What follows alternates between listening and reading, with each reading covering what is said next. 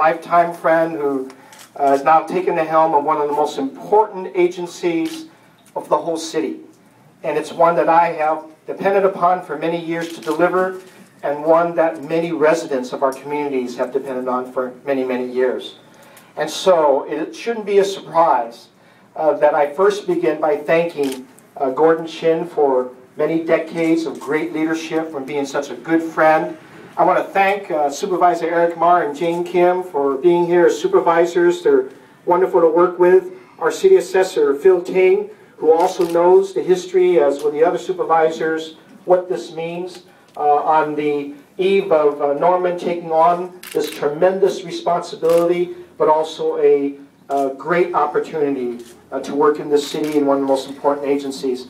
I want to thank a lot of you here in this audience, people who I had a very special opportunity to work with. Sue Hester, Brad Paul, and so many others of you that I literally grew up with in my professional adult life, working at the Asian Law Caucus and trying my best to do what I could do to protect tenants' rights, and to figure out in my younger years how we could do it and do it right, and then learning with Sue and with Brad about land use, about those wonderful things that we used to, crazy things we used to do just to make sure we made our point.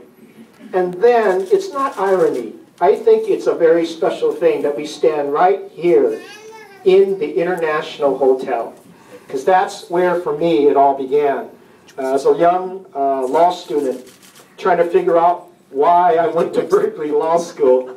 And then, in the middle of those years, just as a student, I came to some of the first meetings and recognized the horrific situation that the residents of this hotel is facing, both the small businesses and the Chinese elderly and the Filipino elderly who were here.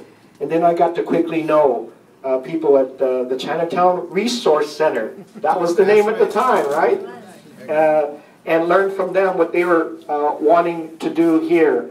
And as kind of what we call the young legal observer, that was the title that I carried on the night of the eviction, that we were there to observe that the sheriffs and the police would not inappropriately cause violence against indefensible people who are simply struggling for their homes. That's launched a career that I was very glad to enter, one that caused me to just root myself in this community, but also suggested that I needed a lot of friends to grow up with in the rest of the city so that we can start a movement. And the movement resonates today, Norman, through your leadership, through the leadership of your board, through all of the volunteers, the hundreds and hundreds of volunteers, and of course, at the heart of it, the Chinatown Tenants Association that we helped form. Not only as it began with us, it was with the Pingyuan residents. That was where it started for me. And then as we resonated with other residents of the city, that we could organize residents to demand decent housing without getting evicted. That they could actually use the power of the warranty of habitability in their favor. And that we slowly then went from public housing tenants to then residential hotels, to then apartments, building by building, tenant by tenant, giving them hope that the laws that we have on the books could actually be enforced to their benefit. And I don't know if you know this, in those times, the immigrants that came here to Chinatown were so destructive, did not trust law in of itself, because they came from countries where the power of the property owner was the almighty dollar. And that if you winked the wrong way, you were evicted and you lost your homes, you were in the street. And it wasn't so much the respect for law, it was the fear of law that caused so many tenants to shut up, to not say anything when they wouldn't get hot water or heat for months on end. And I think coming to America, knowing that this was a new place to start, recognizing we had laws, and recognizing that us who committed to work in the community were going to use law to our advantage, and not just have it reflect on people who had money. There were also some of us who didn't want to go the corporate law way. We wanted to use the law to benefit building our communities. That's where the power started coming from.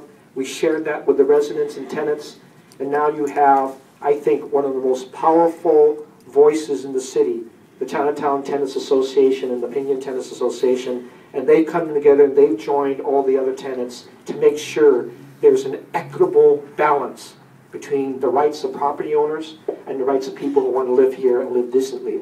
That's been, I think, the remarkable thing of why we stand here at the International Hotel, no longer an eviction, but for the dignity of people who want to be here and want to afford to be here. I want to share that with you because it's deeply rooted in what the values I bring to this wonderful opportunity to be the mayor of San Francisco.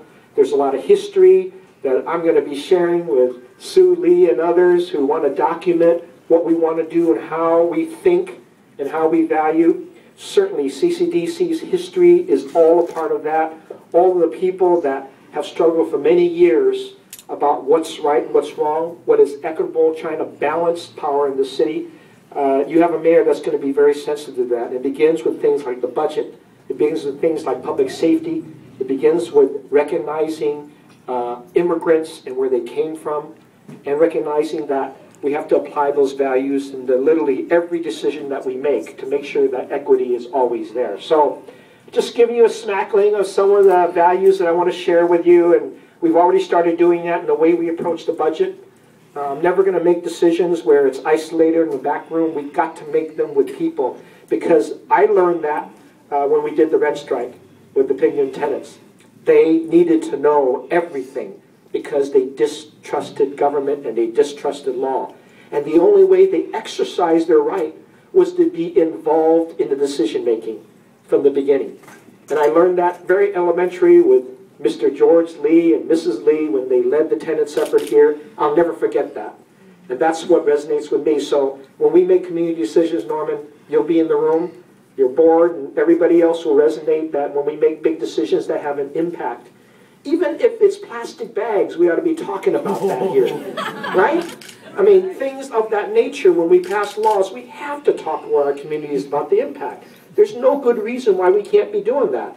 So I have to keep reminding certain legislatures that we can't just pass a law. We should be talking about it and making sure we measure all the impact so there isn't an unfair impact that we didn't consider as we pass these laws. I'm going to try to do that my best. Sometimes we have great ideas and we just misapply them.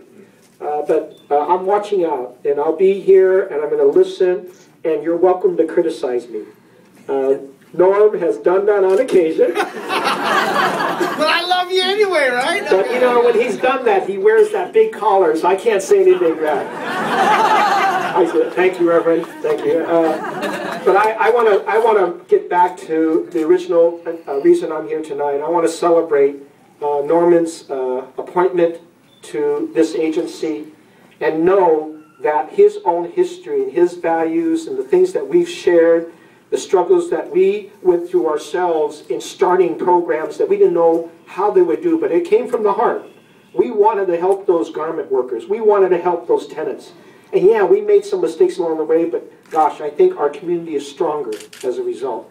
And so keeping rooted with community in mind first is always going to be the way to go when we don't know where something is going to end up.